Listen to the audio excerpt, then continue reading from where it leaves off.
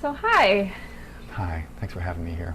So I understand you have a story of a spiritual awakening that happened to a rational, intellectual young person.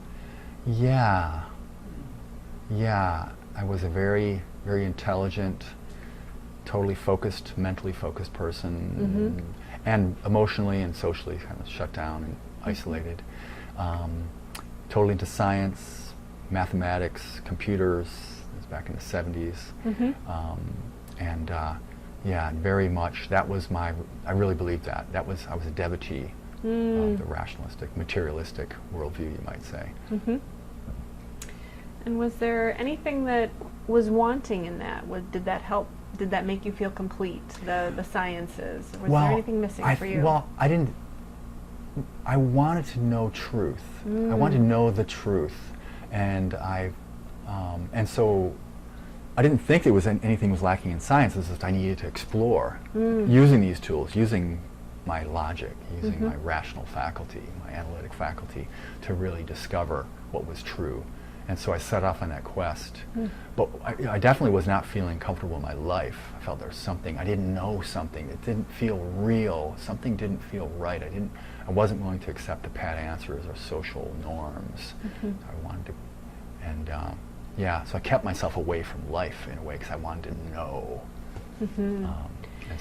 So you dove into science hoping to ask those deeper questions, and what happened? Science, math, Western philosophy, multiple disciplines. All within that rational analytic, using the analytic faculty.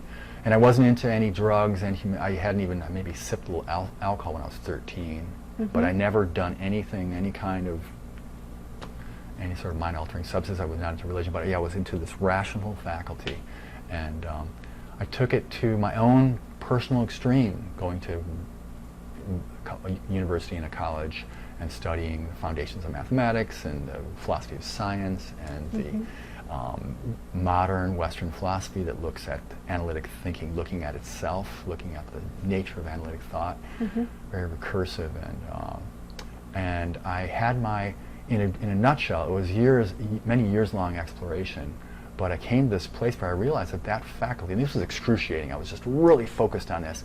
This faculty, well, by the end it was like worldviews, like you have these ways of seeing the world, how do you test them to be true or false? And I realized, there's nothing startling about this. This is basic knowledge about Western epistemology and philosophy of science, is that you can't really know what's true. You can only have theories of what's true, and you test them for tentative truth or falsity. When I really got that as a 19-year-old, the eve of Thanksgiving, I couldn't know truth. And it went to the depth of my thinking. But if that's all that happened, I would just be a cynical intellectual. Oh, you can't really know what's true, so who cares? It doesn't matter what I do.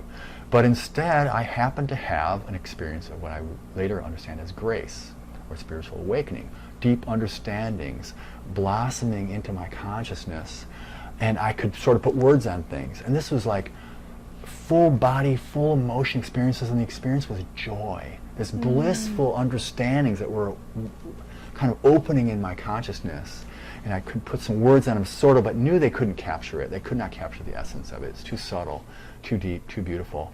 And but words like a sense of the oneness that is all that is, that is one being, not just interconnectedness, but a oneness that is compassion beyond compassion beyond compassion, love beyond love beyond love, and that we are that. We come from that, we move toward that, we live in that, and that's our deepest nature. That's the nature of this life. And these kind of understandings. We are eternal beings. There's no beginning and no end. There's nothing to be afraid of. This is coming to me. I was not prepped in any of that. I was not someone on any kind of spiritual path, and came out of the blue.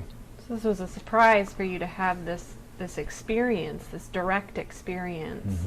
Of gnosis, of knowing directly, that was unequivocal, beyond the shadow of a doubt.